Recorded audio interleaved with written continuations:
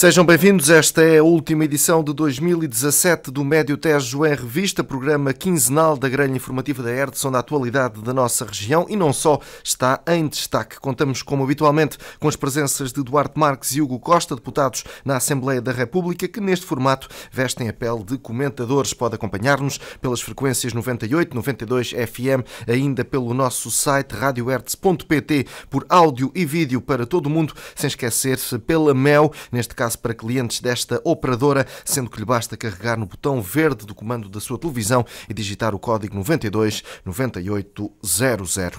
Feita a introdução, vamos então dar seguimento ao alinhamento previsto. Iremos voltar ao tema da poluição, um tema infelizmente que não deixa de ser atual, em especial na nossa região. Há dois dados recentes a reter, precisamente a CELTEJO, a principal suspeita de alimentar a poluição no Tejo, colocou em tribunal uma ação contra o cidadão Arlindo Marques, reconhecido ambientalista, e reclamando um pedido de indemnização a rondar os 250 mil euros. O outro dado tem a ver com a recente entrevista de Pedro Ferreira, entrevista à ERDS. Pedro Ferreira, presidente da Câmara Municipal de Torres Novas, que não deixou de apontar o dedo a algumas entidades fiscalizadoras, acusando-as de inoperância no caso da poluição na Ribeira da Boa Água. Vamos então dar seguimento e nesta edição vou começar por Hugo Costa, mais uma vez agradecendo a vossa presença. Hugo Costa, bem-vindo, e já agora votos do excelente 2018. Vamos então começar por este tema da poluição. Se calhar centrava-me aqui nesta situação que envolve a empresa CELTEJO, também Arlindo Marques, um reconhecido ambientalista, que já tem merecido a solidariedade de várias entidades, nomeadamente autarquias, Câmara de Mação, Assembleia Municipal de Mação, de Vila Nova da Braquinha, também a própria Querco, já se colocaram ao lado deste cidadão. A minha questão é a seguinte: parece aqui que é mais fácil punir quem denuncia do que punir neste caso, ou de fiscalizar neste caso um suposto infrator. É bem assim ou não? Bem, muito boa tarde a todos, muito boa tarde ao Feliciano, aos nossos ouvintes, ao meu colega de debate Duarte Marques, e desejo-lhe a todos continuação de boas festas e um ano 2018 proveitoso, nomeadamente do ponto de vista da saúde, que julgo que todos concordamos que é o valor mais importante que cada um de nós tem. Mas também nos outros vetores, sejam eles profissionais, sejam eles também de familiares. Em relação a esta situação, a minha opinião pessoal é que, obviamente, toda a solidariedade para com o cidadão Arlindo Marques. Ele não está ainda condenado, julgo que não será condenado, e mal seria. Obviamente que existe uma separação de poderes, o poder da Assembleia da República tem independência em relação ao poder dos tribunais e vice-versa, mas mal seria que um cidadão que tem denunciado, e bem, um conjunto de poluição, seja agora obrigado a pagar um montante de 250 mil euros, que certamente está muito além daquela que é a sua capacidade financeira e que não é minimamente aceitável, porque o Tejo vive hoje um problema concreto. A CELTEJO está identificada logo nos vários relatórios sobre o problema ambiental, mas está identificado com o relatório. Também está a fazer investimentos que visam minorar os efeitos da poluição, e o que a CELTEJO tem que fazer, como todas as empresas, é cumprir a lei, e se quer ter um bom nome, deve cumprir a lei e defender o seu bom nome, não sendo uma fonte poluidora. Deve fazer esses investimentos que está a fazer, sim, mas deve continuar a não cumprir a lei. Deve continuar a cumprir a lei. Deve cumprir a lei. Em relação a ser mais fácil apanhar ou punir um cidadão que denuncie do que a empresa, realmente necessitamos de melhor e mais eficaz fiscalização.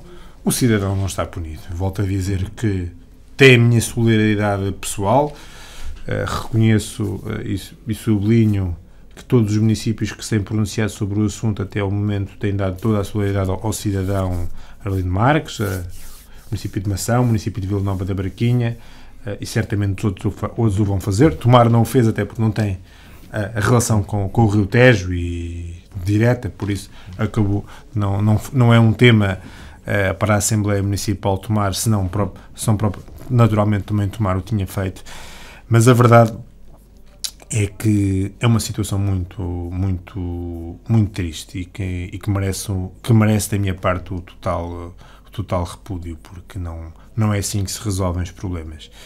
Também pegando na intervenção inicial, sobre a entrevista do Sr. Presidente da Câmara Municipal de Torres Novas, Pedro Ferreira. Essa parte já vamos à segunda parte. Exatamente. Duarte Marques, também bem-vindo, excelente 2018, obrigado. Que tudo corra pelo melhor.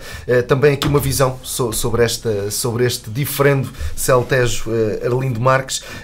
E outra questão, junto a esta, o que é que mudou desde a última vez que aqui falámos deste tema? Muito bem, aproveitar esta oportunidade para desejar bom ano a todos aqueles que nos estão a ouvir e a vocês também, e esperar que esta é aquela fase que já não se desejam boas festas, que espero que tenham tido boas festas e que toda a gente à sua maneira possa ter celebrado o Natal em família, alguns com mais convicção e com questão mais religiosa, outros com a desculpa e o pretexto para juntar a família, que é o mais importante. Eu vi alguém que dizia esta semana que nós, quando crescemos, deixamos de dar valor ao que recebemos de prenda e passamos a dar mais valor a com quem é que passamos o Natal.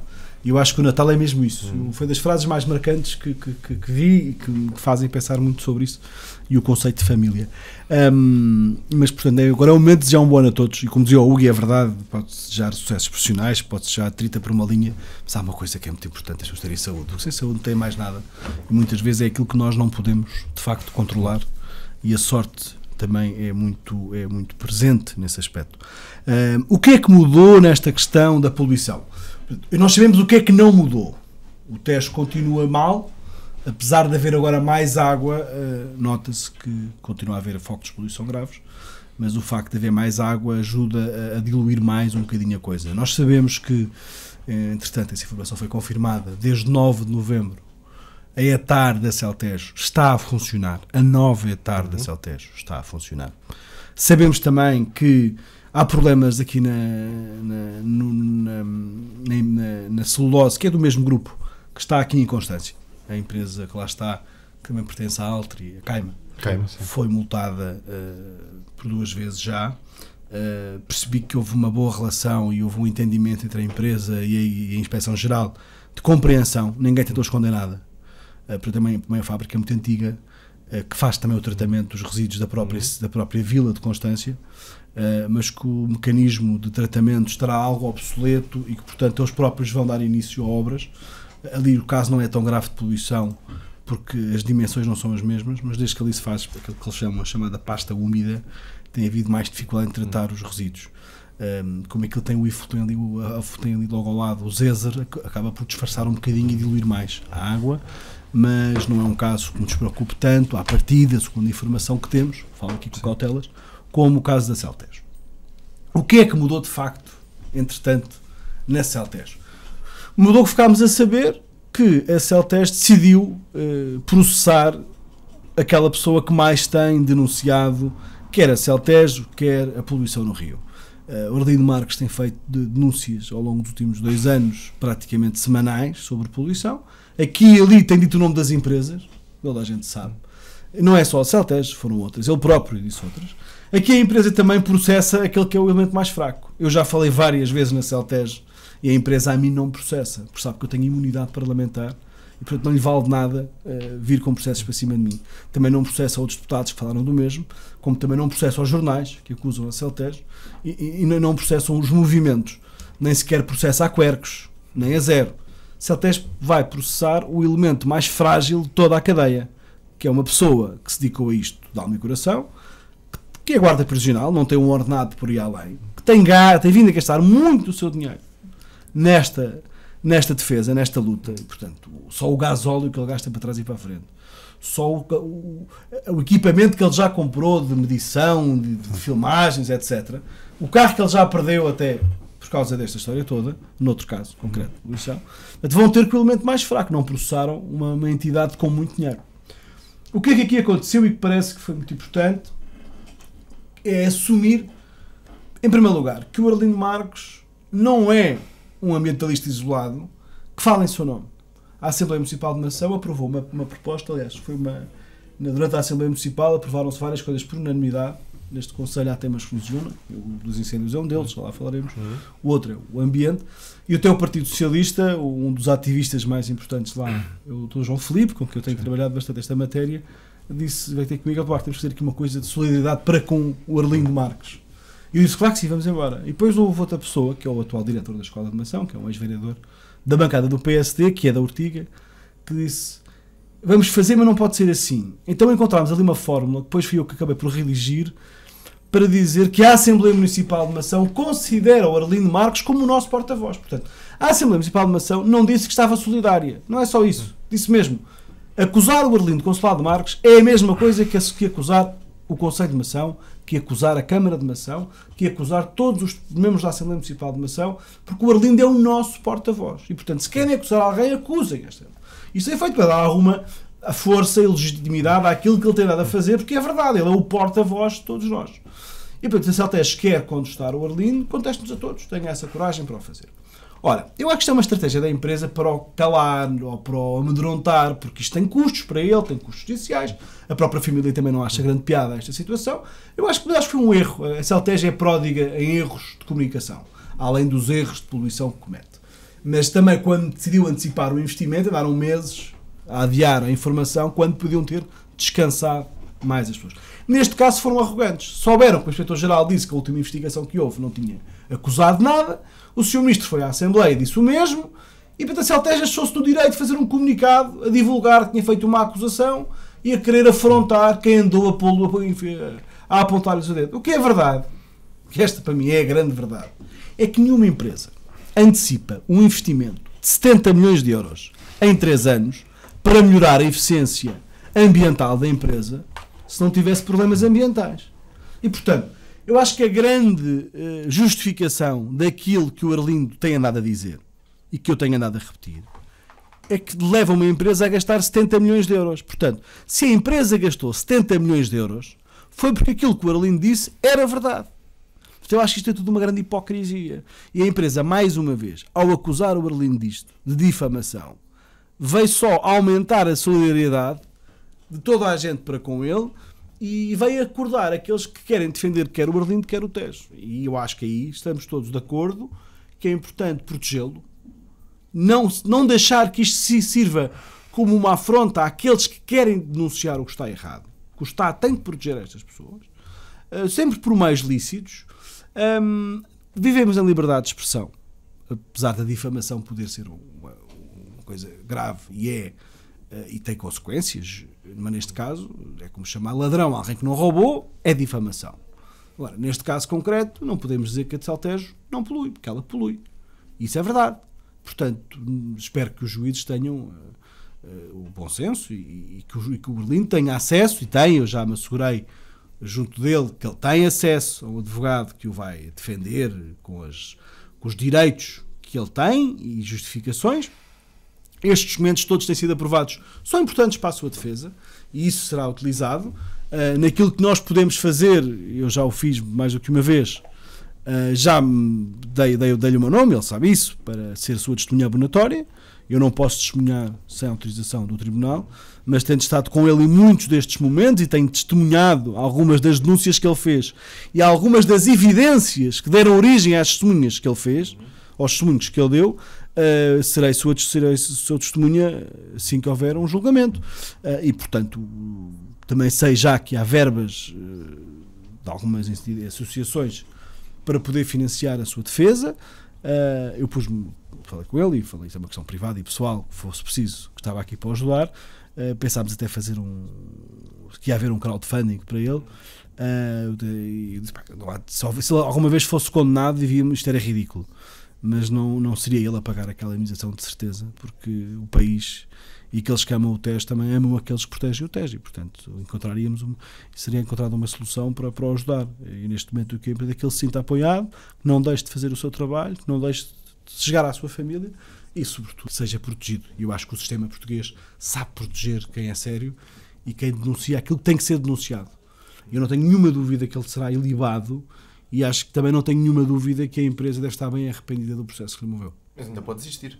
A empresa pode desistir, se agora decidiu a acusação, ele vai ter que contestar. Neste momento, eu não sou jurista, não percebo esses procedimentos todos. Gostávamos que a empresa desistisse, é verdade. O que ele fez não é um crime público e, portanto, a empresa pode retirar a ação. Espero que a tire, duvido que o faça, porque estas empresas também investem nisto, faz parte da sua política de comunicação. Portanto, se não acusarem, se não vierem dizer que é difamação, é porque estão a assumir a culpa. A empresa publicamente nunca assumiu culpa nenhuma, sempre disse que tratava tudo como que era uma maravilha, mas a verdade é que antecipou o investimento de 70 milhões de euros. E ninguém antecipou o investimento de 70 milhões de euros apoiado por Estado se não tivesse algum peso na consciência, se não tivesse a noção daquilo que anda a fazer não é o mais correto. Muito bem, seguimos então para as palavras de Pedro Ferreira, o Costa Pedro Ferreira, Presidente da Câmara de Torres Novas, a propósito da poluição da Ribeira da Boa Água. Aqui, neste mesmo estúdio, Pedro Ferreira confessou-se desanimado com a atuação, não na atualidade, mas há algum tempo atrás, com a atuação das forças que deveriam, ou neste caso das entidades fiscalizadoras, de entre as quais a Secretaria de Estado do Ambiente, que o fizeram pensar, e palavras dele, que o fizeram pensar então de que não valia a pena reclamar, não valia a pena chamar a atenção para aquilo que estava a acontecer e continua a acontecer ali junto mesmo à entrada de Torres Novas. Quando um Presidente de Câmara diz isto, se calhar os cidadãos podem pensar que se nem o Presidente de Câmara tem força para resolver esta situação, esta é uma batalha que poderá ser perdida com o passar do tempo. Bem, em primeiro lugar, o Sr. Presidente da Câmara Municipal de Torres Novas referiu, o Presidente Pedro Ferreira, para já referiu uma coisa muito importante, que julgo que o Duarte também concordará a 300%, que é o emprego não pode pôr em causa o ambiente e o emprego não pode ser a qualquer custo. Que é uma questão importante que o Presidente da Câmara Municipal de Torres Novas referiu. Também outro ponto importante, e não estamos aqui a falar do partido político que cada Presidente é, mas é importante referir que o Presidente da Câmara Municipal, Pedro Ferreira, assim como outros autarcas da região, tem sido claro na defesa do ambiente no seu concelho, nomeadamente na questão da Ribeira da Boa Água. Em relação ao processo da Ribeira da Boa Água, processo que eu, enquanto até relator da petição que fui, conheço relativamente bem, é um processo que a Câmara Municipal de Torres Novas tem sido intransigente com vista à sua resolução. A Assembleia Municipal tem tomado um conjunto de deliberações por unanimidade, em que são claras até deliberações da Assembleia da República. Julgo que todos os partidos apresentaram projetos de resolução sobre a matéria da Ribeira da Boa Água, com vista à despoluição efetiva, com vista a encontrar mecanismos que fiscalizem a poluição. Também se conhece através de um conjunto de estudos quais são os focos poluidores. Eles estão identificados. Obviamente, em relação à Secretaria de Estado do Ambiente, a Secretaria de Estado do Ambiente, no passado, já veio assumir até que um dos poluidores era um poluidor praticante, era alguém que poluía constantemente. Por isso, lamento que, neste caso em concreto, as entidades oficiais, conhecendo todo o historial, e volto a dizer, ninguém defende o encerramento de empresas, nem a sua deslocalização, per si, defende é que as empresas, para existirem, tenham que cumprir todas as questões ambientais. E isso, infelizmente, na questão da Ribeira da Boa Água, não tem sido realizado. Referir que a Ribeira da Boa Água fica é um afluente do Rio Almonda. O Rio Almonda, por sua vez, é um afluente do Tejo, e quando estamos a discutir o problema do Tejo, indiretamente também estamos a discutir o problema da Ribeira da Boa Água. Além de que existem desconfianças claras sobre um conjunto de problemas de saúde em algumas localidades próximas da Ribeira da Boa Água que não devem ser esquecidos. Estamos a falar de problemas graves de saúde e que essas pessoas podem ter ficado doentes. Não estou a dizer que ficaram, isso obviamente carece de confirmação, podem ter ficado doentes.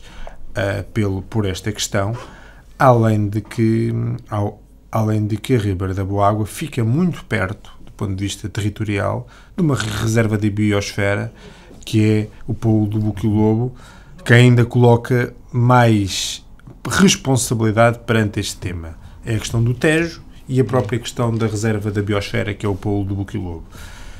Sobre esta matéria, conhecendo-se todo o historial, existindo todo o historial, é necessário resolver o problema. E é necessário resolver o problema pelas entidades competentes. É necessário, fala-se que uma ETAR poderá resolver o problema, então obrigue-se a empresa a construir a ETAR, faça-se o que for necessário. Agora, a verdade é que a situação como está não pode continuar. E se o Ministério do Ambiente e a Secretaria de Estado do Ambiente está há um ano a dizer que conhece o problema e ainda não o resolveu, obviamente que só podemos lamentar essa situação.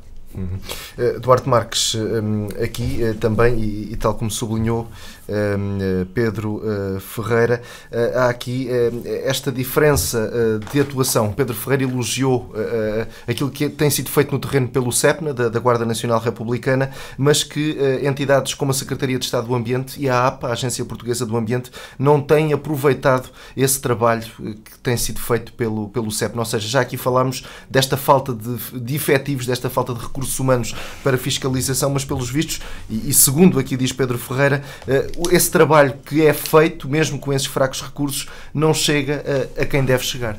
Há aqui vários pontos que é preciso esclarecer. Vamos lá ver. Que o Secretário de Estado do Ambiente criou um grupo de trabalho para analisar, para acompanhar esta situação, e ficou muito bem visto na altura. O resultado disso é zero. Mas este governo é fantástico em grupos de trabalho. Sempre tem um problema no meio, uma comissão ou um grupo de trabalho. Portanto, sempre que em Portugal há um problema, o que é que se manda fazer? Sobretudo neste governo. Manda-se investigar, vai-se fazer um inquérito. Depois ninguém sabe o que aconteceu ao inquérito. Faz-se um grupo de trabalho. Depois do grupo de trabalho ninguém sabe qual é o resultado, ou nem há relatório. Isto é recorrente.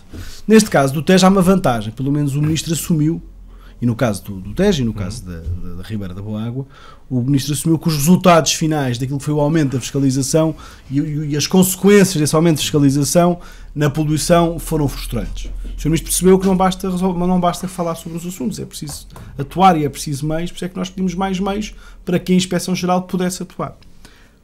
O caso de Torres Novas é um caso diferente do caso do Tejo. O Sr. Presidente de Câmara de Torres Novas, pessoa que eu tenho muito respeito pessoal e político, não está a dizer a verdade toda, ou pelo menos não está a ser politicamente honesto quando diz que as autoridades nacionais não resolvem o problema porque o CEPNA faz mais outro problema. Não. Quem não fez o seu trabalho durante muitos anos foi a Câmara de Torres Novas. Porque todos os alagamentos que nós sabemos que aconteceram na Fabra e Óleo, muitos deles não tiveram licença. Eu não sei se não há ali também uma responsabilidade criminal da Câmara e dos anteriores presidentes de Câmara, do qual o Sr. atual Presidente licenças concedidas pela Câmara. De licenças. Porque dizem-me, pessoas de Torres Novas, que há por ali muita queixa que foi arquivada, muita falta de licenciamento e de fiscalização por parte da Câmara. Mas a Câmara tirou a utilidade pública. Ao longo de anos, a Câmara tirou a utilidade pública, mas a Câmara não legalizou muita coisa que lá está construída. E, portanto, há aqui uma responsabilidade da Câmara Municipal. E a Câmara Municipal de Torres Novas, ao longo de muitos anos, foi complacente. O Sr. Presidente pode dizer, foi o anterior Presidente de Câmara. Está bem, mas este era vice-presidente do outro. Não é? E é preciso ter em conta que agora não é chegar aqui e acusar o Governo. Eu tenho aqui defendo o Governo. Eu não admito que o Presidente da Câmara de Torres Novas venha a acusar o Governo, que até é do seu próprio partido, de uma coisa que ele próprio não resolveu. As responsabilidades aqui são muito partilhadas. No que diz respeito à Câmara, são responsabilidade do atual Presidente de Câmara e do anterior. São os dois do Partido Socialista. Se as autoridades nacionais não fizeram nada, aí são as autoridades nacionais, tendo tido governos PSD, PS, as instituições fiscalizadoras não funcionaram. O que eu sei é que, se aquela empresa algum dia teve uma licença suspensa, foi há 3 anos atrás, numa vigência de um governo do PSD, após um apuramento pedido pelo então Ministro Jorge Moreira da Silva. E a empresa teve a sua licença suspensa. Há uma coisa que parece aqui importante dizer. Não é a primeira vez. Eu não conheço o CEPNA, não tenho nada a apontar ao CEPNA, e o CEPNA é aquela entidade que mais rapidamente atua. Mas também há um caminho a fazer, porque não é a primeira vez que as autoridades fiscalizadoras, quando vão a determinado concelho, não avisam o CEPNA local, ou da região, porque desconfiam dele. Já aconteceu em Vila Velha de Ródão, e aqui também já aconteceu. E é preciso apurar isto. Aqui? Torres Novas, nesta região. Não digo neste caso em concreto, nesta zona do Médio Tejo. E na zona de Castelo Branco também. Ou seja, as próprias autoridades muitas vezes desconfiam umas das outras. E guardam sigilo quando fazem essas investigações. Eu sei quem me disse isto. E quem me disse isto não foi a raia miúda. Ok? E não me disseram isto há 2 anos atrás. Disseram isto recentemente. E, portanto, eu não percebo aqui qual é que é a questão. O que é verdade é que os presidentes de Câmara têm 2 posturas. Ou são intransigentes com a poluição, ou são construtivos. E são construtivos e, portanto, querem que as empresas continuem e tentando reduzir os focos de poluição, ou então são complacentes. Não podem ter um tratamento de dizer assim, não, aqui os locais da fiscalização são espetaculares, sejam públicos ou da Câmara ou da administração local, são espetaculares, os tipos lá em Lisboa é que são uma vergonha. A prevenção começa aqui. Eu acho que aqui houve muita complacência durante muitos anos, não houve coragem. Não houve coragem, as pessoas não se aperceberam, não tiveram capacidade para impedir. Agora que a crise está montada, veio que não tem muitos meios para resolver. Ou seja, pergunta-me assim, o Presidente de Câmara hoje pode fazer muito mais para resolver aquele problema? Poderá fazer alguma coisa, pode sempre. O problema não é o que ele não faz agora, é o que não fez durante muitos anos. Permitiu chegar aqui. Essa é a sua maior responsabilidade. É óbvio que hoje, para mandar abaixo uma empresa daquelas, ou para a impedir de produzir, tem formas de o fazer. Há aqui também depende da vontade que tem para o fazer, ou da liberdade que tem para o fazer. Eu recordo-me, aqui há um colega meu, deputado, eu acho que já aqui contei isto uma vez, que é desta área, trabalhou muito na área do ambiente no passado, e na terra dele, que há uns anos, eu não vou dizer qual é a terra para não se identificar isto, mas o Presidente de Câmara desistiu, porque houve uma empresa muito poluidora, que tem outra unidade também aqui bem perto, que era recorrente, não é no nosso distrito, era recorrente a poluir. E a empresa tinha uma capacidade brutal de dar a volta às autoridades e aos tribunais e conseguia sempre prolongar as licenças e safar-se tudo. E houve um dia que esse Presidente de Câmara chamou este meu colega, que era na altura vereador da oposição, e disse assim, olha, a única forma que temos aqui de acabar com esta pouca vergonha é cortar-lhes a água. E então simularam obras numa rua e durante um mês aquela empresa não teve água e fechou. Felizmente. Porquê? Porque o Presidente de Câmara perdeu a cabeça. Cometeu uma coisa que é uma ilegalidade. Mas foi a única forma que ele encontrou de acabar com aquela pouca vergonha, que era descargas e descargas e descargas consecutivas. Porquê? Porque infelizmente não há em Portugal, se calhar devia haver um tribunal especializado em matérias ambientais. Porque uma coisa é um tribunal suspender, imagina agora o caso que aconteceu com a Centro Oliva, Vila Velha de Ródão. Há uma inspeção, há ordens da Inspeção-Geral para fazer determinado tipo de ações, de parar descargas, disto, daquilo e do outro. De colocar uns sacos de contentores, etc. A empresa recorre ao Tribunal Administrativo de Castelo Branco com uma providência cautelar que suspende todas as ordens da agência da Inspeção-Geral. Ou seja, até o recurso da Inspeção-Geral estar decidido, aquela empresa pode fazer o que quiser, pode sujar o que quiser, que a Inspeção-Geral não pode lá tocar. Porquê? Porque o Tribunal Administrativo não conhece os processos, não tem especialidade nesta matéria, não está habituado e decide uma coisa que não tem pés nem cabeça. Ou seja, no fundo agora há ali uma proteção divina dos tribunais àquela empresa poluidora até o recurso estar decidido. E os tribunais têm que ser mais ágeis nisto. Não é? É como, por exemplo, uma empresa que já aconteceu aqui vários casos, lembro de haver um problema com uma empresa de porcos ali na área de Sintra, que tinham estado a depositar lá numa zona toneladas de porcaria. A pena para aquilo, não sei quanto é que foi, mas era, vá lá, grosso modo, 10 mil euros. Para uma empresa, não é brincadeira, uma empresa pequenina. O custo da transferência de tudo aquilo que foi lá colocado eram cerca de 500 mil euros. Ou seja, o limpar a porcaria ficava mais caro. Ficava muito caro e essa empresa, se fosse com 10 mil euros, e o Estado a seguir que resolva. Não pode ser. Porquê? Porque são dimensões diferentes e é preciso perceber quais é que são as ordens. O que é que o Tribunal devia ter dito? A empresa tem que remover o que lá está, voltar a colocar no sítio, tratar, etc, etc. Não é pagar a multa e acabou. É por isso que eu defendo, há 3 anos esta parte, que um dos tribunais que nós devíamos criar, um tribunal especializado, era um tribunal do ambiente. Em Portugal é muito raro alguém ser preso por um crime ambiental. É muito raro. São raras as exceções. Duarte Marques, eu vou só insistir nesta situação, até porque acredito que foram palavras que não passaram despercebidas a quem nos vê e quem nos ouve. Há entidades fiscalizadoras que não são de confiança? É isso? Não. Há indivíduos que fazem parte dessas entidades que, como em todo lado, como há políticos que não são de confiança. E até há jornalistas que não são de confiança. E, portanto, nós não podemos dizer que toda a gente, temos a certeza que toda a gente cumpre o seu papel. Infelizmente, o relato que chega de algumas autoridades é que têm elementos que, com alguma facilidade, se descaem das inspeções que são feitas e das surpresas que há.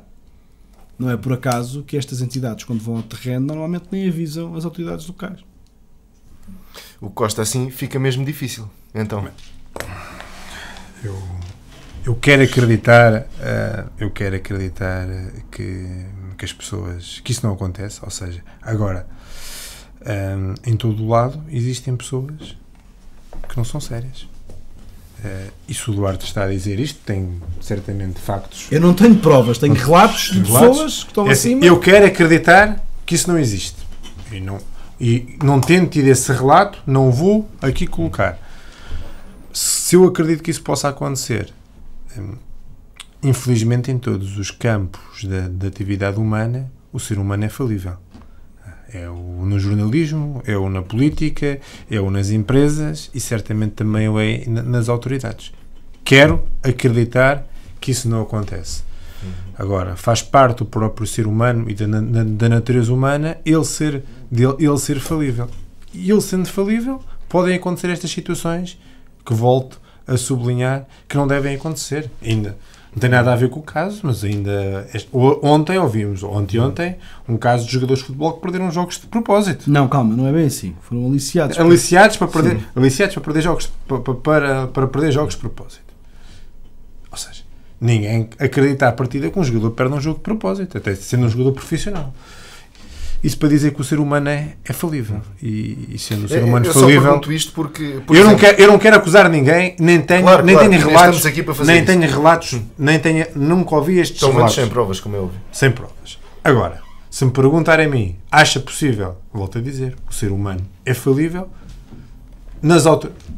em autoridades devia ser bem mais difícil isso acontecer, mas infelizmente nada que não possa acontecer. Por exemplo, eu ia aqui citar o caso do Nabão e recorria às redes sociais porque foi notícia que também marcou a atualidade de Tomar nesta quinta-feira, precisamente, onde, olhando para a água do Nabão, se vê que foi alvo de mais o caso do Nabão, uma descarga ambiental. O caso do Nabão, e nunca houve notícia de qualquer responsabilidade concreta. O caso do Nabão, tanto quando sei, o próprio município também já questionou as autoridades sobre o sucedido. Ninguém sabe concretamente o que é que se passa no Nabão. As respostas governamentais é que aquilo não tem poluição. E eu, na altura, até respondi à Rádio Bertz que bastava olhar para os focos de poluição que percebíamos que não era assim. Obviamente que a poluição do Nabão existe, não tem, felizmente, ainda, e esperemos que não venha a ter a dimensão de outros focos de poluição, nomeadamente este da Ribeira da Boa Água.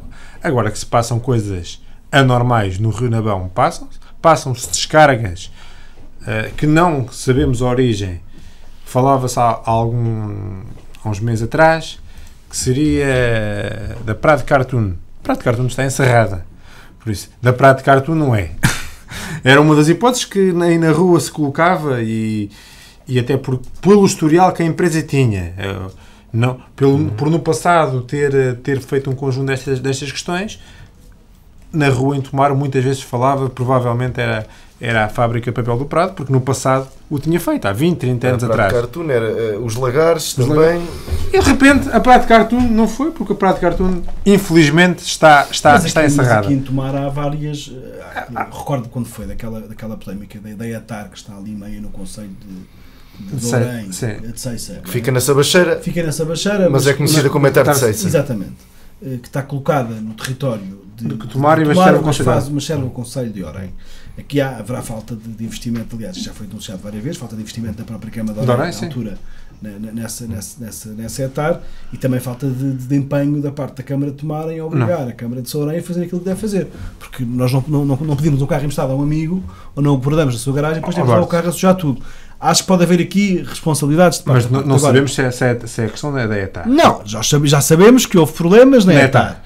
Não sabemos se agora o problema da poluição que existe... Hoje é da ETAR, é isso? Se hoje era da ETAR ou não. Sim. Agora, os rios não são poluídos por uma empresa, claro por uma ETAR, não é? Isso há os episódios que são episódios e que, portanto, às vezes são mais e menos. Agora, há um conjunto de fatores que tratam mal a natureza. E as várias ETARs têm pouca qualidade no tratamento ou são muito ultrapassadas. Curiosamente, às vezes, naqueles concelhos que têm ETARs há mais tempo, que são de primeira geração, são os primeiros a ter, foram os mais preocupados a ter. São os piores hoje em dia. Mas porquê? Porque fizeram investimento há mais tempo e agora alguns que vêm a vangloriar porque têm grandes ETARs, mas não os têm há 30 anos esta parte, têm-as há um ano, e aqueles que fizeram os seus investimentos todos no passado, agora têm as segundas gerações e são muito prejudicados. O ambiente é prejudicado porque não acompanharam a evolução, porque também o dinheiro não chegou para fazer tudo, mas fizeram mais cedo. Agora, neste caso em concreto, de Tomar, o que é que pode acontecer? Porque é que o Governo diz, de forma estúpida, na minha opinião, que não há poluição? Porque no dia que fizeres a análise não tinha. Aqui é naqueles casos que o Governo é traído pela sua própria circunstância. Um Governo que até, no caso atual, especialista a comunicar e a dizer meias verdades, aqui disse uma inverdade querendo dizer a verdade toda. Ou seja, a análise que o Ministro recebeu para responder às nossas perguntas dizia, não está poluído. O Ministro, o que devia ter dito era, não está poluído naquele dia. No dia X. Ele não pode assegurar, porque depois é ridículo, que não há poluição. O que é que tem acontecido com este ambiente? É especialista em ir aos locais quando a maré está cheia. Aliás, no Tejo isso tem acontecido. Quando a maré está cheia, nota-se menos a poluição. A coisa disfarça. Ele não vai aos sítios sem o problema estar resolvido. Ou pelo menos estar mais minimizado. E quem conhece, há aqui uma suspeita que se torna real. Muitas vezes às vezes há a ideia quando há uma descarga maior do Tejo, há também uma descarga maior de poluição. E há quem diga até, eu não acredito que eles pedem, os tipos das empresas pedem às barragens para descarregar água porque eles vão descarregar poluição. Não. As empresas aproveitam quando as barragens fazem descargas para mandar porcaria para o lixo porque disfarça melhor. Havia um pescador que me dizia uma vez que quando queria saber quando é que a barragem ia subir ou encher, não ia ver a poluição, ia ver era o preço da energia. Porque as empresas às vezes produzem, quando o preço está mais alto, produzem mais para poder pôr mais no mercado. E as empresas poluidoras também sabem isso, sobretudo que elas estão lá no terreno. E isto quer dizer o quê? Que há aqui uma falta, na minha opinião, de fiscalização e de meios a sério. Porque nós não podemos, hoje em dia, vamos lá ver. Qual é que é aqui a grande questão da Inspeção-Geral e da Celtege e das outras? A empresa Celtege é uma empresa grande. Se eu aqui, por exemplo, aqui na Hertz, se eu bater à porta para entrar e vocês estiverem aqui a fazer um disparate qualquer, têm tempo de acabar com o disparate ou disfarçar. Agora imagina uma empresa gigante, com uma área de implantação muito grande, em que há um inspetor que chega lá, bate à porta e pede, posso ir aí medir? Tem muito tempo para parar a fazer muita coisa. E eles sabem como é que funciona. E têm formas de controlar, disfarçar, de dropar, de corromper as amostras. Até porque sabem quando é que vão recolher e sabem quando é que fazem as descargas, não é por acaso somente só ao fim de semana. A Centro Oliva foi apanhada ao fim de semana. Foram lá, a Gamalde foi lá num sábado, obrigou-os a fazer algumas alterações e multou-os. E só na dúvida foi lá no domingo outra vez. E eles pensaram, estes gajos agora não vêm cá ao domingo. Apanharam-nos a fazer pior ainda. Portanto, depois voltaram lá na segunda-feira para confirmar que estava tudo a ser respeitado. O que é que eu quero dizer? Nós só vamos conseguir ter meios de prova finais. E faço aqui um parênteses. Há outra coisa que nós temos a poluição no terreno. O que é que a Inspeção-Geral tem que fazer? É ver o que está na água, depois vai ver qual é que é a origem disto. Sim. E aí percebe onde é que está. Só que depois os parâmetros são difíceis de provar, que é se aquilo quando saiu da empresa estava àquele nível ou não.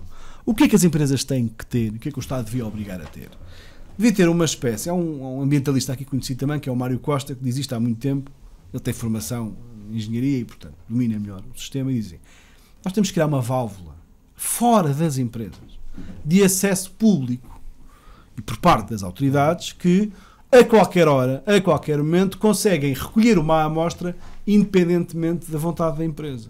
Ou seja, está ali o efluente, tem ali uma válvula antes daquilo entrar na água, e a qualquer momento pode lá chegar uma entidade e retirar uma amostra. Ou então ter um sistema ainda melhor, que é ter uma capacidade, tecnologicamente deve ser possível, de em permanência recolher amostras da empresa. Porque hoje em dia o que as empresas fazem são as empresas que mandam as amostras e que fazem a sua própria autoavaliação. Isso, infelizmente, já sabemos que há muitos porcos por este país fora. Que há pouco tempo que houve o Atralcipan, não sei se foi o Atral, se foi o Cipan, uma delas foi apanhada com um tubo que era supostamente para tirar água, colocava no Tejo 10 vezes mais a licença de efluente que tinha por uma fossa ali ao pé. Era uma empresa, e era uma empresa de ponta. Muita gente não tem vergonha na cara. Só ainda sobre a questão do Rio Nabão, só uma nota e até histórica. Toda aquela questão da Etar de Cessa é, da forma como ela está, uma vergonha para todos, porque é Etar de Cessa e foi colocado naquele sítio há 10, 15 anos ou mais, com o objetivo também de servir a freguesia da Sabacheira. Freguesia que não tem saneamento básico. A Câmara de Orem nunca cumpriu a sua parte, que era garantir que a freguesia da Sabacheira tivesse saneamento básico. E aquilo está totalmente no Conselho de Tomar. E serve única e exclusivamente o Conselho de Orem. Obviamente que a Câmara Municipal de Tomar, junto da Câmara de Orem, tem feito, desde que este problema surgiu, um conjunto, e a Presidente da Câmara tem falado disso, tem feito um conjunto de esclarecimentos sobre a necessidade, e acho que deve continuar, independentemente de quem esteja à frente da Câmara a cada momento. Aquilo foi um péssimo negócio para a Câmara Municipal de Tomar, feito há 10, 15, 20 anos, também não sei recordar o tempo. Agora, aquilo não é mais do que uma fossa colocada no concelho ao lado, em que o problema fica totalmente no concelho ao lado e em que o Conselho de Tomar aceita que aquilo fique no Conselho de Tomar, tendo como base que também servia à freguesia da Sabacheira. A freguesia da Sabacheira tem uma taxa de cobertura de saneamento zero, por isso está respondido que a parte do Conselho de Orem não foi resolvida. Por isso é uma vergonha total o que se passa ali, e obviamente que a Câmara de Tomar deve, como fez no passado e como certamente continuará a fazer, até aproveitando agora que a Câmara Municipal de Orem mudou de Presidente, e que certamente o Sr. Presidente da Câmara Municipal de Orem terá todo o interesse em resolver aquele problema, que não é da responsabilidade dele, como é óbvio, e quererá, em conjunto com a Câmara Municipal de Orem, resolvê-lo. Então agora pergunto eu, se não houve essa abertura para resolver quando esteve em causa, neste caso mais recente, uma Câmara PS e em Orem uma Câmara PS,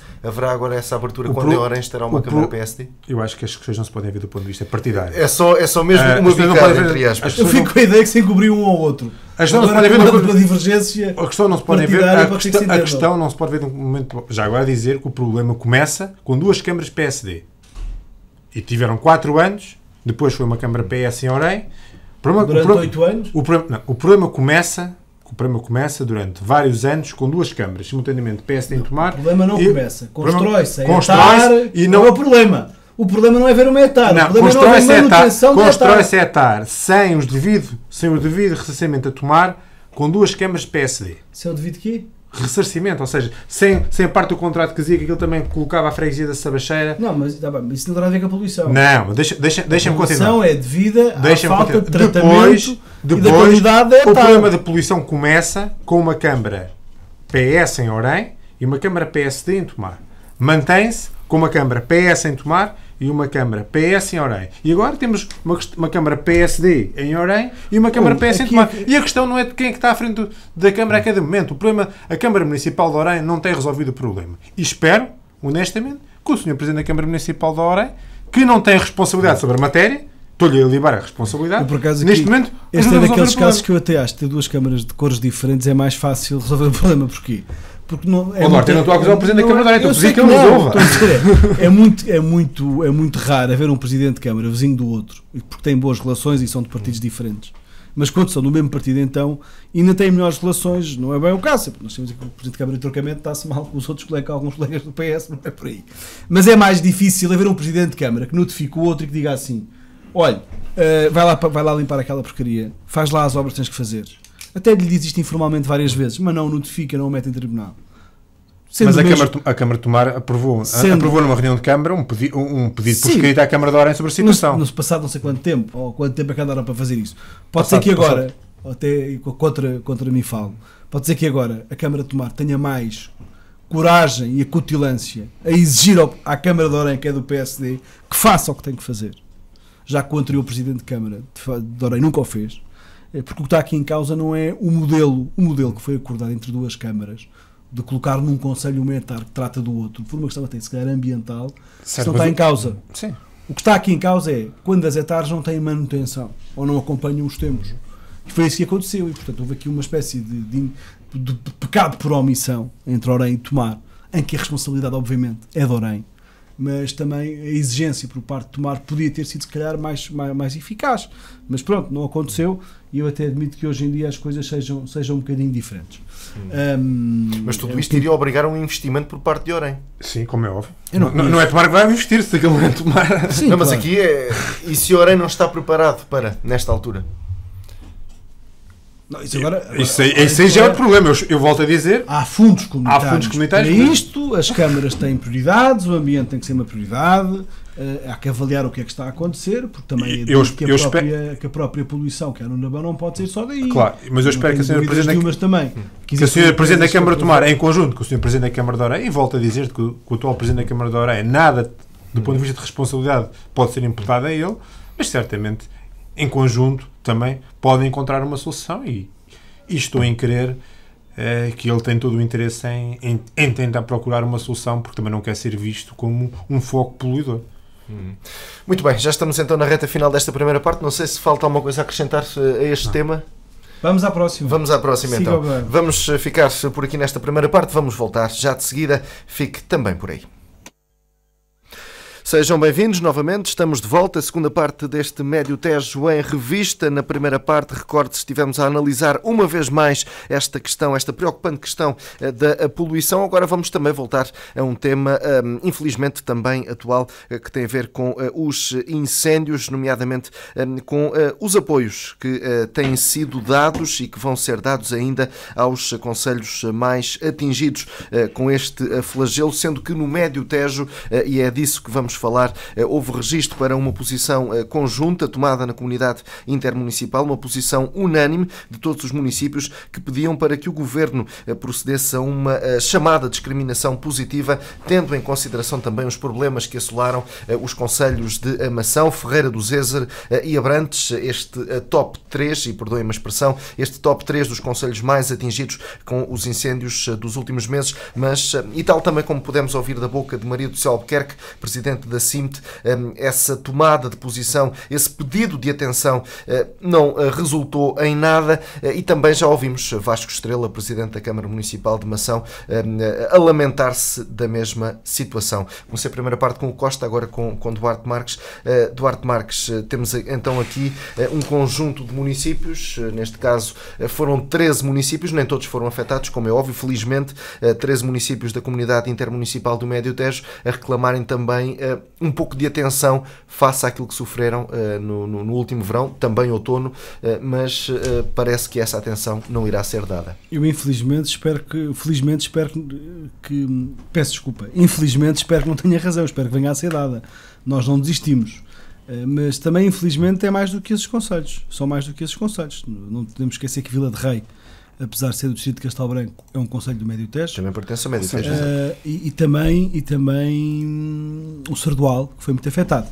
Eu diria que aqui o top dos concelhos afetados é claramente o concelho de Mação, e depois temos Ferreira do Zézer e Vila de Rei, Sardual e também de alguma forma Tomar, mas não de forma tão... Certamente também está no top, mas está no top, mas está nos beneficiários. Mas é que sem dúvida nenhuma que Vila de Rei entrará nesse top 3. Mas é que a Sertã tem apoio. Isto é ridículo porquê?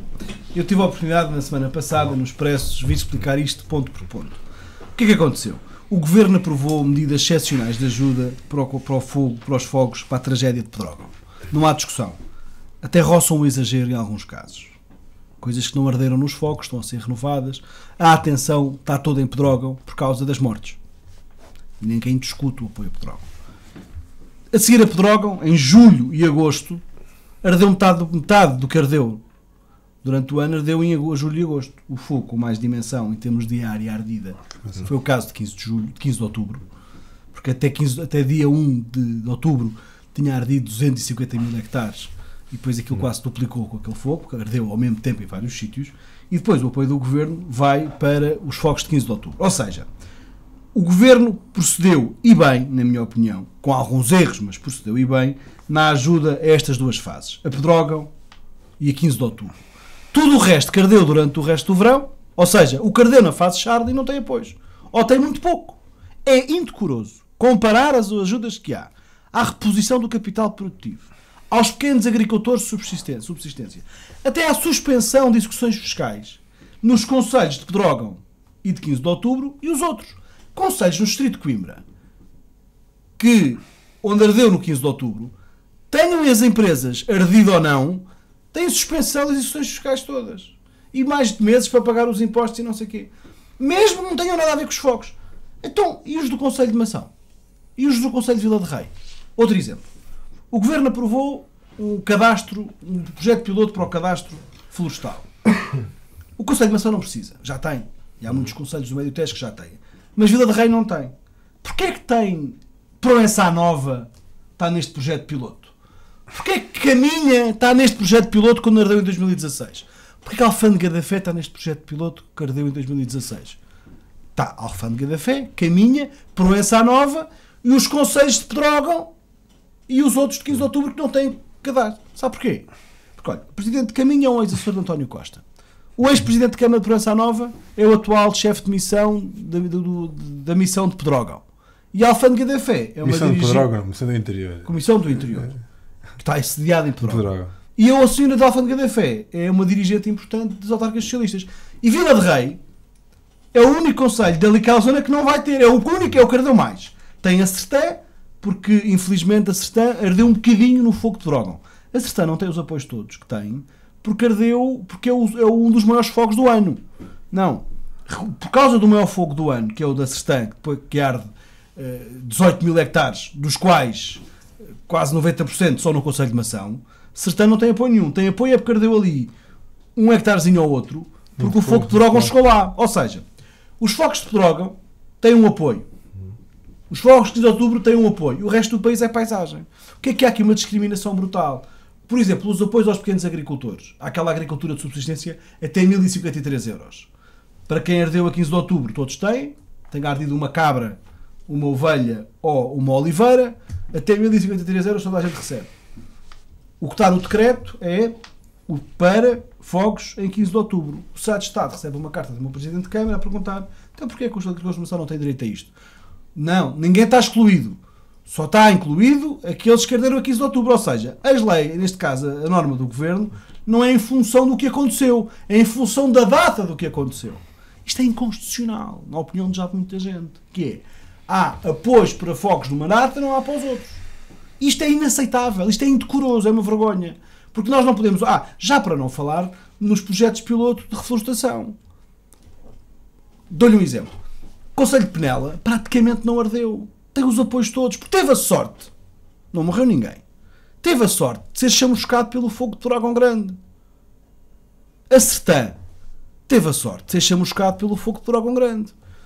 Porquê é que o Conselho de Mação não tem apoios? Porque o fogo grande de Mação, o primeiro, em que ardeu praticamente... Do que ardeu neste ano em Mação, este fogo foi o maior, é o fogo que começa na Sertã, é classificado como Sertã. E nunca deixaram abrir uma nova ocorrência em Mação. Então, o maior fogo do ano é o fogo da Sertã. Mas na Sertã não ardeu quase nada, porque o fogo foi tudo para o Conselho de Mação. E isto é injusto e é ingrato. Porque graças à classificação da Autoridade Nacional de Proteção Civil. Mas se não houve essa abertura até agora, o que é que faz acreditar que ainda possa haver essa sensibilidade para perceber aquilo que aqui está em causa? O que faz acreditar, na minha opinião, são duas coisas. É que quem quer defender estes concelhos, e eu falo dos concelhos do Médio Tejo, mas falo também do Oleiros, falo também do Fundão, falo também de Castelo Branco, falo do Gavião. Só que há presidentes de Câmara que estão caladinhos. Eu tenho a certeza, se a senhora Presidente de Câmara de Abrantes estivesse perante um governo do PSD, e mesmo como Presidente da CIM, não estava tão caladinha, fez um comunicado, porque lhe foi exigido pelo meu Presidente de Câmara e pelos outros. Se a senhora Presidente de Câmara, se estivesse de Abrantes, se a senhora Presidente da CIM, se está a ouvir, se isto fosse num governo do PSD, estava aos berros na rua todos os dias, como era habitual fazer, em questões muito menos importantes. E infelizmente agora não está a cumprir o seu papel. O Presidente de Câmara já parece o mesmo tolinho que se anda sempre a queixar. Mas quem o conhece bem sabe que ele nem é muito de criticar um governo por ser socialista. Ele, para chegar a este ponto, é por estar mesmo desesperado e sente-se injustiçado. É que, repare, destes conselhos outros que eu lhe estou a falar, não têm a ajuda que deviam, são quase todos do PSD, já reparou? Os únicos que não são do PSD é Abrantes e o Gavião. E o Presidente de Câmara do Gavião ninguém sabe quem é. Ninguém o ouve falar. A de Abrantes só quando lhe dá jeito. É muito injusto. É uma discriminação. E não é por acaso. Louve-se o Partido Socialista do Conselho de Mação, que aprovou por unanimidade, sem alterar uma vírgula, uma moção que eu escrevi, muito crítica do Governo, na Assembleia Municipal. Porque o próprio Presidente da Junta de Mação está indignado, os Presidentes dos eventos estão indignados, estão todos indignados pela diferenciação no tratamento. E nós, em Mação, entre PS e PS, pegamos-nos muito em muita coisa. Nos incêndios não nos pegamos, antes pelo contrário. E na parte do teste também não, antes pelo contrário. Agora, isto é indecente. É indecente, e eu, aliás, falava com os meus colegas do Partido Socialista e estava-lhes a dizer, vocês têm que nos ajudar nisto, porque se formos só nós a dizer, não chega. E tive, da parte do António Gameiro, e Duarte, claro que sim, mandem-nos a moção, até para nós termos alguma coisa aqui do nosso lado para dizer internamente, isto realmente não pode ser. Agora, o que é que eu acho? Eu acho que nós deixámos, de alguma forma, quer dizer, do ponto de vista político, não era fácil, após aquelas mortes todas, estar com esta conversa. O Estado tinha que acorrer rapidamente àquela zona e, sobretudo, o impacto, muito mais do que o de droga, o impacto económico forte na vida das pessoas é o 15 de outubro. Arderam muitas empresas e isso tinha que ser a prioridade para evitar que o dano fosse ainda maior. Agora, depois não podem deixar os conselhos serem tratados de forma discriminatória. E a Mação é o terceiro conselho que mais ardeu no país.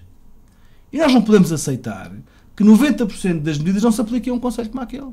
Isto é uma vergonha. É discriminatório. Pior porquê? Porque, por cima, provou-se, graças à transparência da anterior Ministra da Administração Interna, nos deu as fitas do tempo. Provou-se que houve desvio de meios da Proteção Civil numa fase crítica do fogo contra todas as recomendações e pedidos locais do Código de Santarém. Ou seja, isto só aumenta ainda mais a responsabilidade do Estado. O Estado, se falhou por falta de participação, no caso em concreto, falhou ainda mais porque foi, não digo que foi doloso, mas porque foi irresponsável e desviou meios que estavam previstos para combater ali e que não foram combater. E, portanto, nós podemos dizer legitimamente que o fogo foi maior por culpa da Proteção Civil e do anterior comandante operacional. E que isto quer dizer que, se neste caso ainda mais, o Estado tem responsabilidade de ajudar e de investir. E devo dizer aqui uma coisa que parece importante. Ao contrário do Governo, que no segundo fogo grande de Mação, ninguém pôs lá os pés. Não houve nem primeiros-ministros, nem ministros, ninguém lá pôs os pés. A única pessoa do Governo que se manteve sempre em contacto foi o ex-secretário de Estado da Administração Interna.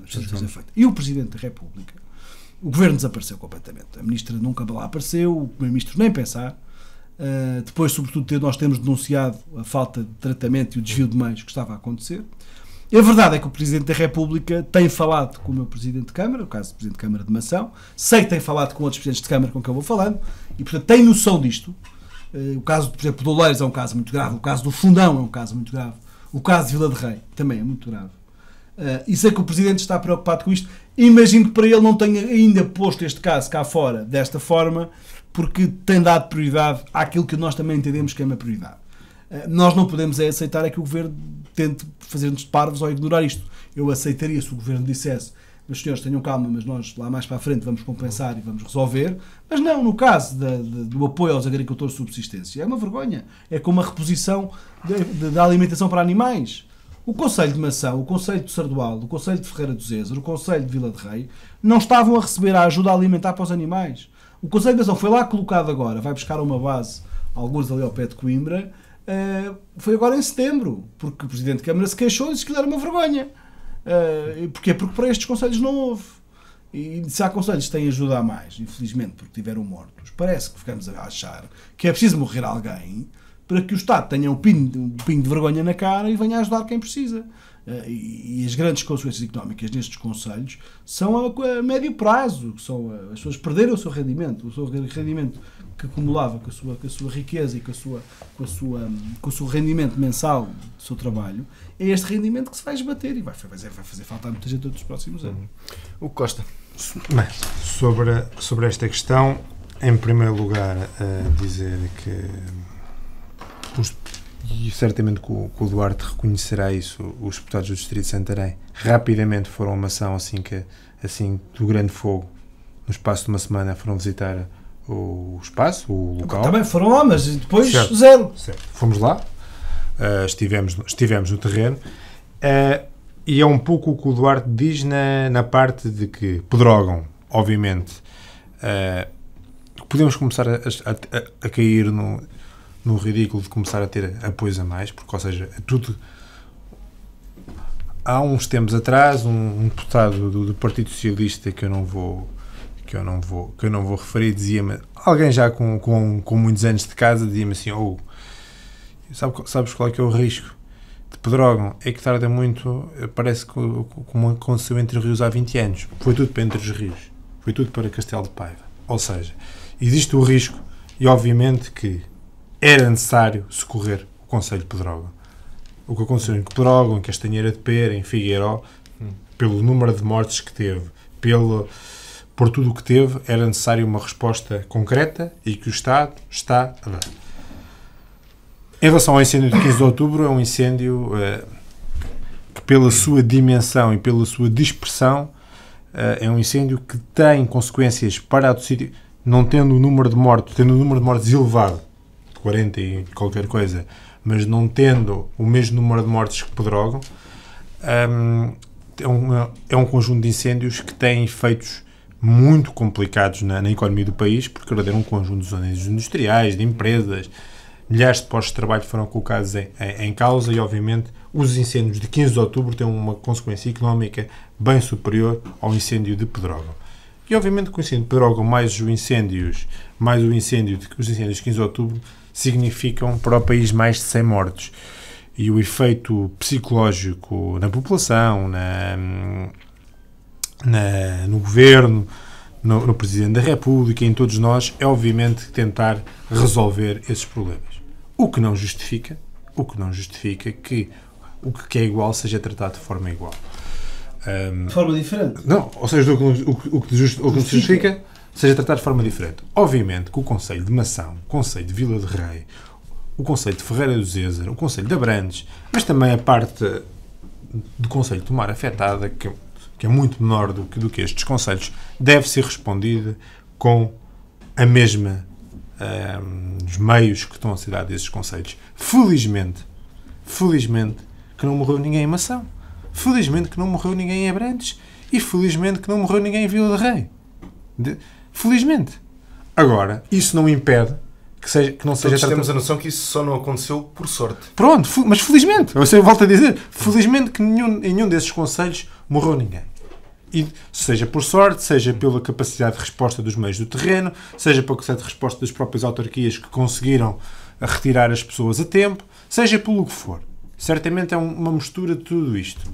Seja pela própria experiência do fogo. Eu acho que no caso de Mação, e o Duarte é de Mação, eu não sou, e conheço muito melhor o Concelho de Mação que eu, certamente também a própria experiência que as pessoas de Mação têm, habituadas ao fogo, permitiu que não houvesse, se calhar, as vítimas mortais que aconteceram noutros concelhos. Certamente isso também contribuiu.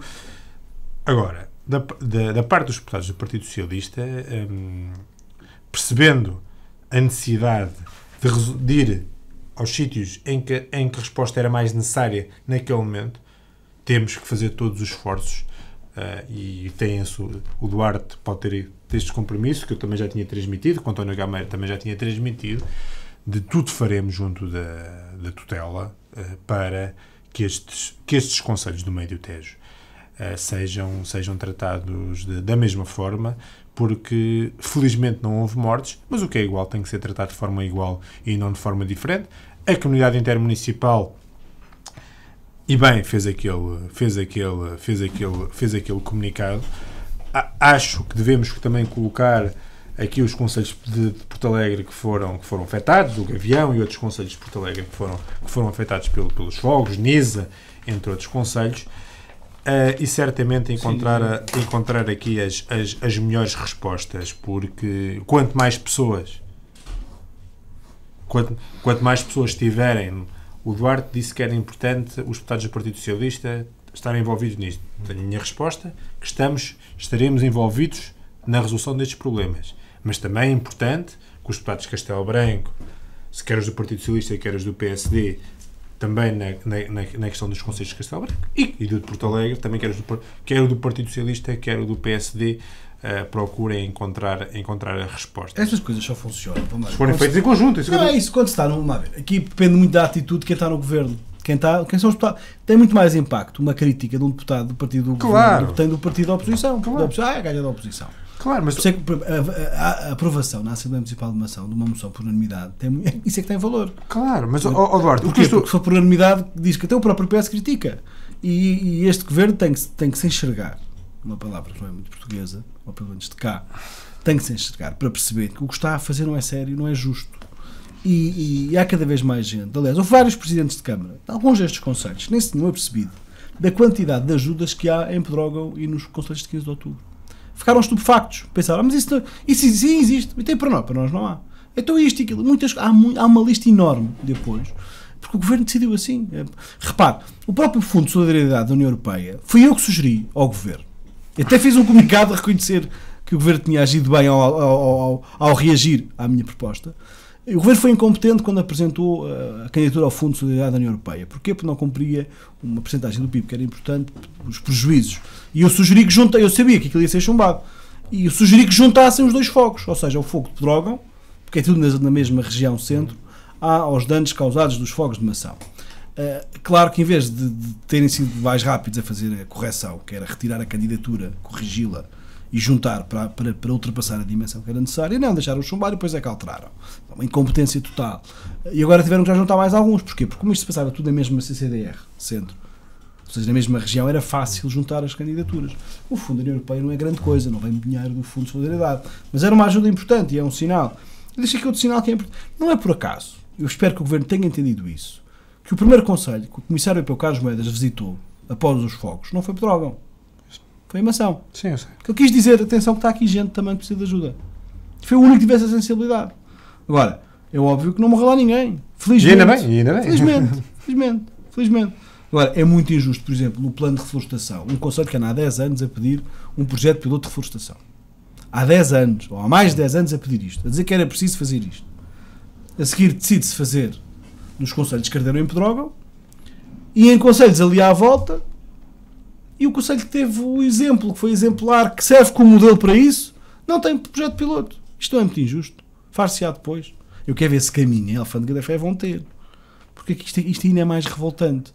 É ver conselhos que, porque têm presidentes de Câmara socialistas próximos do Primeiro-Ministro, que arderam em 2016, têm apoios que o Conselho, por exemplo, de Vila de Rei não tem. Isto não é Cuba, nem é a República das Bananas, isto é uma vergonha o que está a acontecer. Sim. E neste caso do cadastro florestal é uma vergonha. Quem é que me justifica?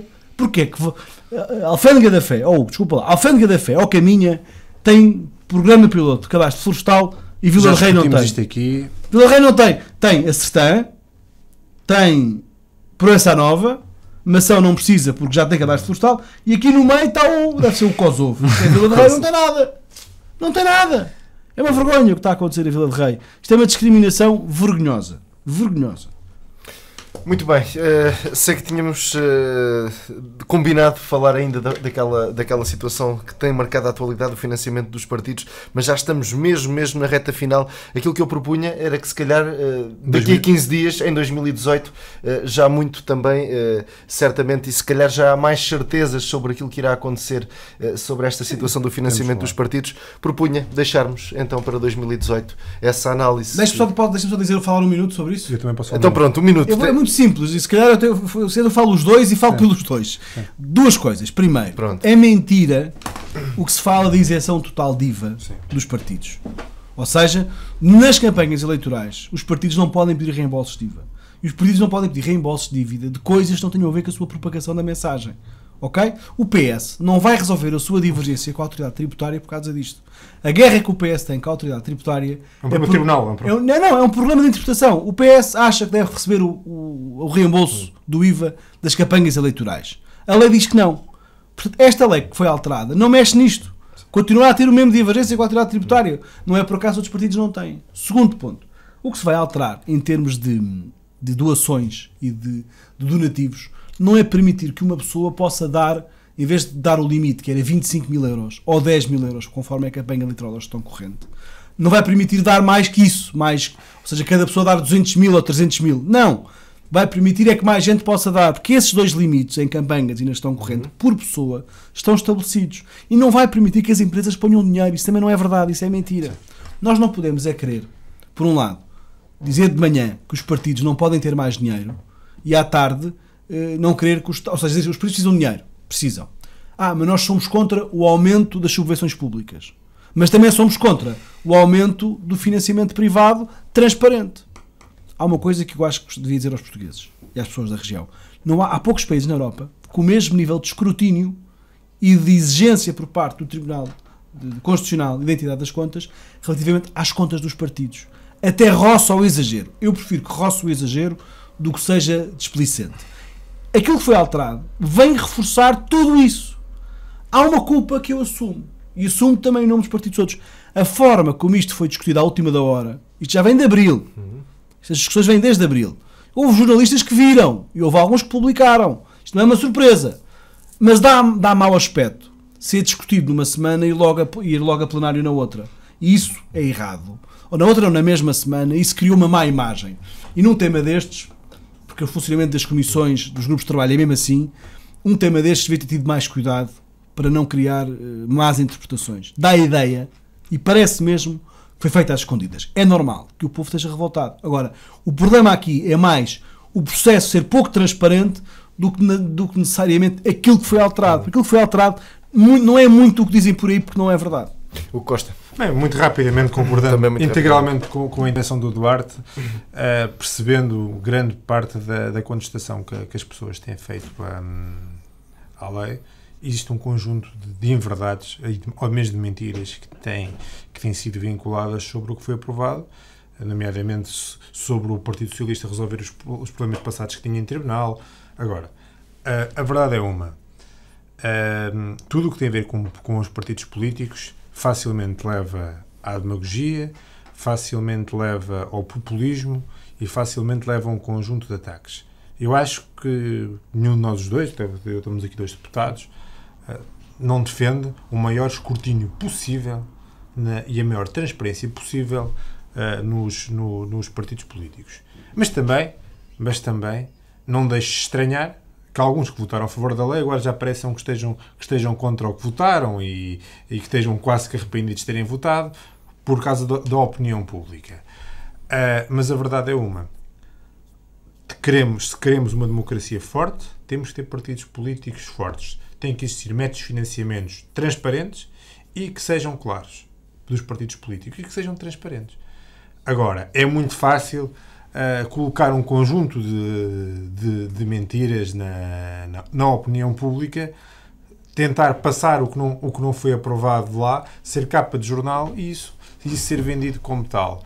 E eu acho que é esse pedido que fazia, que se informasse sim, mas com verdade. Certamente o processo podia ter sido tratado de outra forma, certamente podia ter sido encontrado uma forma de explicar às pessoas com mais facilidade o que é que estava em causa, mas grande parte do que tem sido dito não é verdade. E não é verdade na retroatividade dos processos em tribunal, basta ler a lei que em nenhum ponto aquilo está, e não é verdade também que os partidos políticos deixem de estar isentos de IVA das campanhas eleitorais, que isso não é verdade. Os partidos políticos têm um conjunto de atividades que estão isentas de IVA e não estão isentas de IVA desta lei, já estão isentas de IVA há muitos anos. E, obviamente, mal seria que num Estado de Direito os partidos políticos não fossem entidades de utilidade pública, se qualquer clube o é, e acho que é isso que devemos colocar.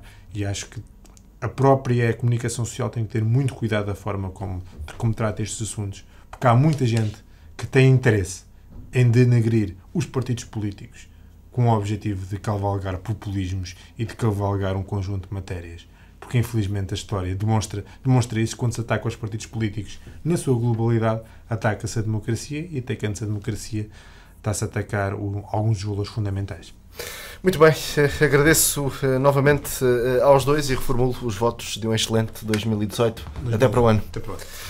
E assim finalizamos então este Médio Tejo em Revista. Voltaremos em 2018. Até lá tenha uma excelente passagem de ano e que tenha um 2018 com tudo aquilo que merece.